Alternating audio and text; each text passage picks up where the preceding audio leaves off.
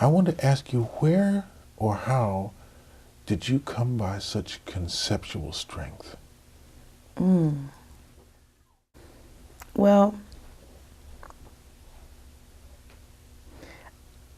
without even going into great detail, music saved my life. And I know growing up, the music that I would listen to was really a backdrop for the civil rights movement, for the Vietnam War. The music was full of hope and brotherhood and um, positivity, and on all levels, not just songs that had political or social meanings, but also about how men felt about women, vice versa. All of it was very, very beautiful, and I needed to hear all of those things. For me, I think performance is more like meditation than it is giving a performance. It's a spiritual place for me. So I just want to make sure a lot of times that the words that I sing about, or the things that I sing about, are things that I really, really believe in my soul, that are really, really a part of who I am. And I think a lot of that is really what kind of shapes the music, the concept, my approach. I want to ask you about one of your incredible skills, and that is when you're singing a lyric and when you're scat singing, you seem to be able to go back and forth between the coloration of the word and between a scat symbol with such unbelievable ease. When did you know you had such a skill? How do you practice something that is that spontaneous and that creative? How do you perfect that? Wow, I've never been asked that. I really think that it goes back to just the experience of being in these different settings with different bands and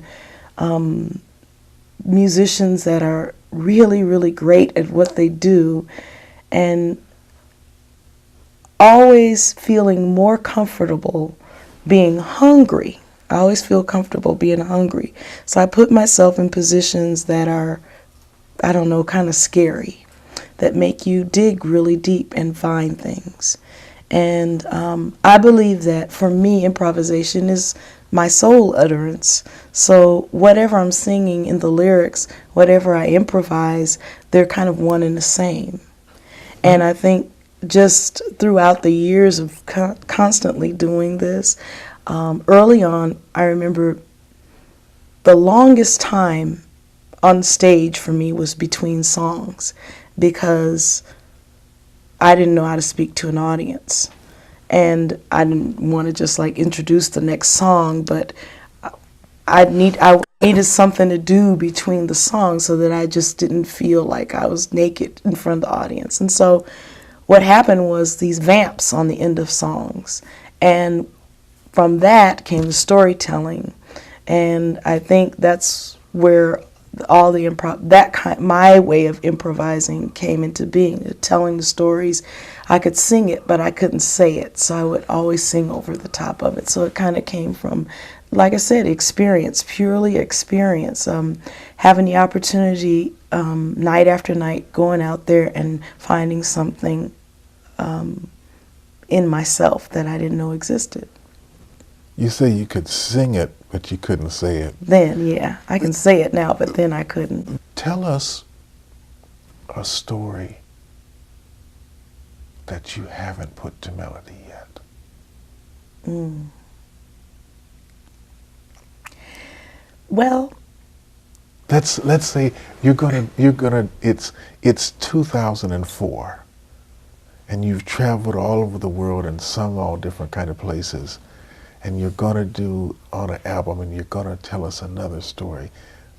Tell us about this one. Just take me there in your imagination. Well, I think that the first word that comes to my mind is grace. I think the story would be about maybe where I am right now, how I feel and how I view life right now. Because there are a lot of things that are happening. Like, I've given my life to music. I've created a kind of imbalance in my life because I haven't really haven't given much to my personal life. Now I need to know what that's about, and I would want to write about that journey of finding that balance. And grace has a lot to do with that, living in a state of grace.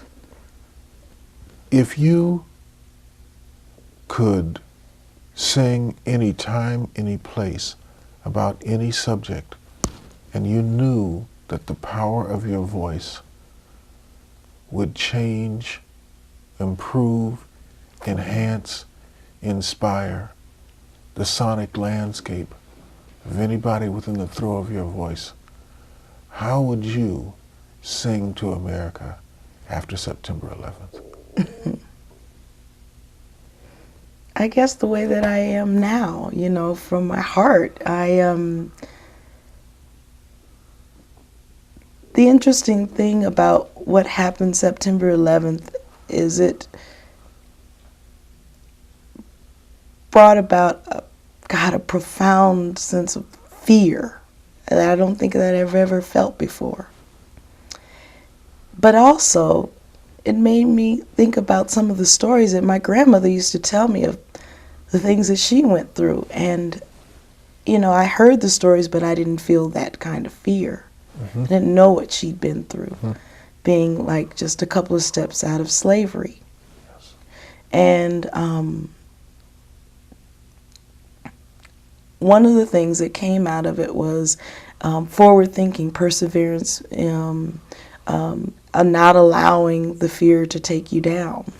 So in answer to your question, I think I would just continue to sing songs about strength and forward movement and, trying to stay aware and clear and present. Because there's so many things right now that are happening that can seduce you into feeling like maybe not that it's worse than what it is, but losing your your things that you believe in, breaking down your belief systems, and you can't let it do that. So I would continue to sing the kinds of songs, the kinds of music that I've always sung, the kind of music that's always gotten me through, and the kind of music that really has gotten me through this time. Got to make it through the night. Yes, absolutely.